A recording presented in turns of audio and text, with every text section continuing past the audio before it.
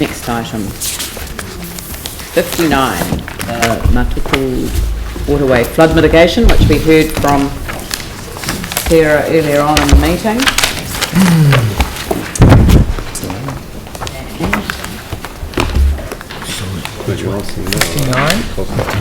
Just one of the supplementaries. Yeah, I thought we'd already done. Someone like to move the staff recommendation? I'll move it. Bill, Paul,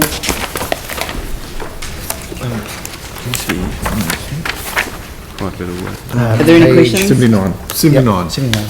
Page 79. Oh yeah, page 79 on the supplementary. Yep. Just two questions. One is just, I was just concerned to understand the impacts on Cook's Lane. So obviously that's a property that got really badly flooded. So there's a comment in the report that, there was reference to Cook's Lane and just in a wet weather event that it still might not have enough capacity. So can you just 5.19, Yanni. Yeah, can you just help me understand a little bit more about, this is unavoidable. As if the flow conveyed to Cook's Lane is too large, then new flooding will occur in that location. So I went and visited this house that was flooded in those events, and they got flooded not just once, but several times. It was pretty traumatic, as you can expect. So I just really want to be reassured that we're not just putting the problem back on them again with what's been proposed. I support the concept in general, but I just want to be reassured that we're not actually, putting them at further risk, and we are actually reducing their risk. So I think the property you're talking about is on the corner of Cook's Lane and Bridle Path Road. Yeah. And that was largely due to overflow coming from further along Bridle Path Road, flowing along the road, and then into that property. So since then, there have been just some local works, inlet works, and a small, asphalt bund along their driveway to prevent that from happening in the future. But the works we're proposing is actually to stop that initial overflow occurring, to stop that water running along the road and then into properties, to contain it within either our channels or our pipes. So that comment there was one of, the negatives against the new open waterway, and one of the reasons why we went for a piped waterway is that we had greater control, so that we weren't transferring too much water to Cook's Lane. Okay. And the second question I had was just the cost estimate. It seems a very high price for a relatively small amount of work. How can we be reassured that we're getting value for that cost estimate? That cost estimate is based on, estimates of the piping works required along Bridle Path Road, and it does have some contingency built into that as well. We've also allowed for not just the pipe work, but also for the upgrading of the Heathcote Valley drain above the inlet, which is work that needs to be done as well.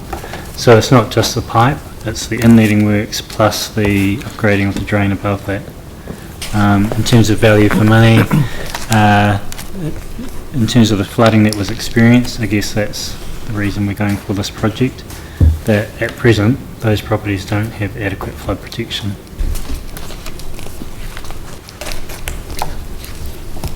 All right. So, I've got a mover and a seconder. So, do you want to debate it now? Just a brief comment. A brief comment? Yeah. Look, thanks to staff. Yes, recently we approved the policy for Flockton Basin and the houses which will be affected by flooding there, and where council can put in an intervention. And I think it's excellent that already we've got a first start on the lower Heathcote, which was clearly, as Yanni has indicated, a flood affected area. So, and it's been to the community board since, and it's an excellent example of great working with the land drainage recovery group, because the staff, as they've indicated in the report, have changed their option from an open drain to the closed pipe, and this is clearly what residents want. We at the Infrastructure, Transport and Environment Committee heard that very clearly from a resident who had been affected by floods themselves. So I'm very pleased that we can now, as a council, support this.